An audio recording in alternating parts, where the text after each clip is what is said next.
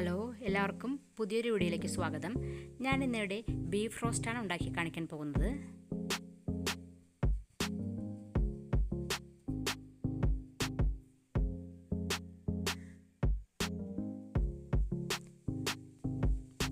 ഏറ്റവും പെട്ടെന്നും സ്വാദിഷ്ടവുമായ beef roast എങ്ങനെ ഉണ്ടാക്കിയെടുക്കാമെന്ന് നമുക്ക് നോക്കാം.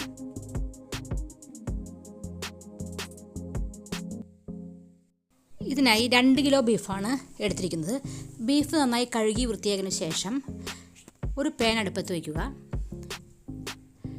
ഇതിലേക്ക് 8 സ്പൂൺ മല്ലിപ്പൊടി, 3 സ്പൂൺ മുളക് പൊടി, 2 സ്പൂൺ മഞ്ഞൾപ്പൊടി എന്നിവ ചേർത്ത് ചെറുതായി ഒന്ന് റോസ്റ്റ് ചെയ്തെടുക്കുക.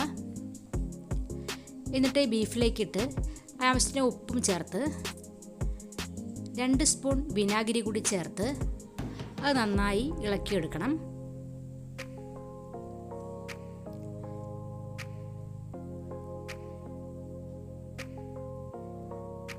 ഇത് നന്നായി യോജിപ്പിച്ചെടുക്കണം.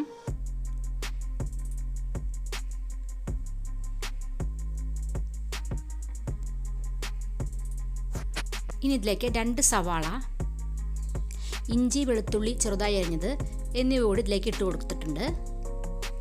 ഇനി ഇതുകൂടി നന്നായി മിക്സ് ചെയ്തെടുക്കുക. ഒരു അരമണിക്കൂർ നേരം റെസ്റ്റ് ചെയ്യാൻ വെക്കണം. ഇനി ഒരു കുക്കറിലിട്ടത് കുക്ക് ചെയ്തെടുക്കാം. ഇനി വീണ്ടും ഒരു പാൻ അടുപ്പത്ത് വെച്ച് അതിലേക്ക് കുറച്ച് ഓയിൽ ഒഴിച്ചു കൊടുക്കണം. ഞാനിവിടെ സൺഫ്ലവർ ഓയിലാണ് എടുത്തിരിക്കുന്നത്. നിങ്ങൾക്ക് ഏത് ഓയിൽ വേണമെങ്കിലും ഉപയോഗിക്കാം.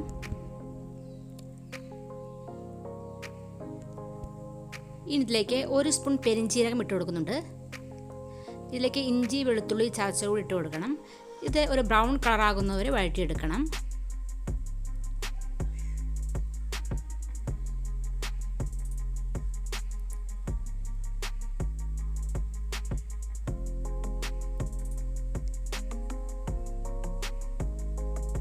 ഇനി ഇതിലേക്ക് 5 സവാള കൂടി അരിഞ്ഞത് കൂടി ഇട്ട് കൊടുക്കുന്നുണ്ട്.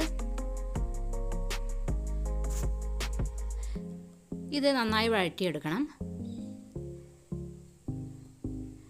ഇത് പെട്ടെന്ന് കുക്കായി കിട്ടുന്നതിന് വേണ്ടി കുറച്ച് ഉപ്പിട്ട് കൊടുക്കണം.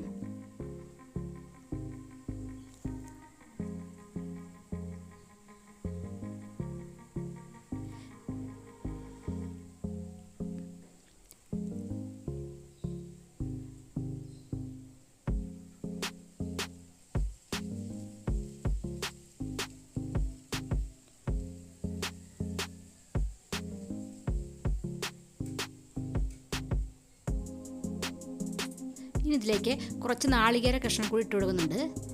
ഞാനിവിടെ അരമുറി നാളികേരമാണ് എടുത്തിരിക്കുന്നത്. ഇതുകൂടി ഇട്ട് ഇത് നന്നായി വഴറ്റിയെടുക്കാം. ഇനി ഇതെല്ലാം ഒന്ന് ബ്രൗൺ കളറാകുന്നവരെ വഴറ്റിയെടുക്കണം.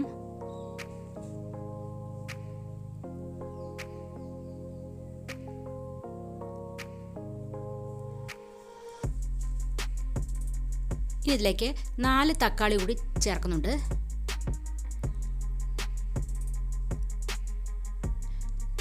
ഇത് ഏകദേശം കുക്കായിരുന്നവരെ വഴറ്റിയെടുക്കണം. ഇതിലേക്ക് വേവിച്ച് വെച്ച ബീഫ് നമുക്ക് ഇട്ട് കൊടുക്കാം. ബീഫൊക്കെ നന്നായി യോജിപ്പിച്ചെടുത്തിട്ടുണ്ട്.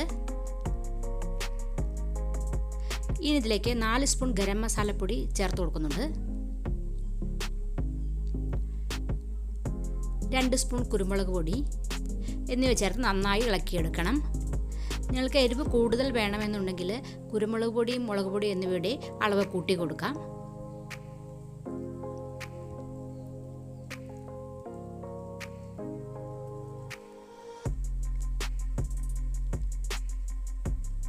ഇനി ഇതിലേക്ക് കുറച്ച് പച്ചമുളക് കൂടി ഇട്ട് കൊടുക്കുന്നുണ്ട്. ഇതും എരിവ് വേണമെങ്കിൽ കൂട്ടി കൊടുക്കാം.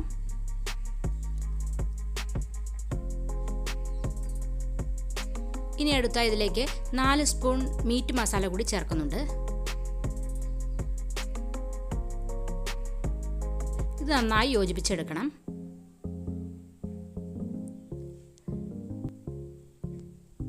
ഇനി ഇതിലേക്ക് അവസാനമായി കുറച്ച് കറിവേപ്പില കൂടി ഇട്ട് കൊടുക്കാം. ഇപ്പോൾ നമ്മുടെ അടിപൊളി ബീഫ് റോസ്റ്റ് റെഡി ആയിട്ടുണ്ട്. ഇനി നമുക്കിത് ഒരു പൊറാട്ടയുടെ കൂടെ നമുക്കത് കഴിച്ചു നോക്കാം. ഈ റെസിപ്പി ഏറ്റവും അടിപൊളിയായ റെസിപ്പിയാണ്. എല്ലാവരും ട്രൈ ചെയ്ത് നോക്കണം.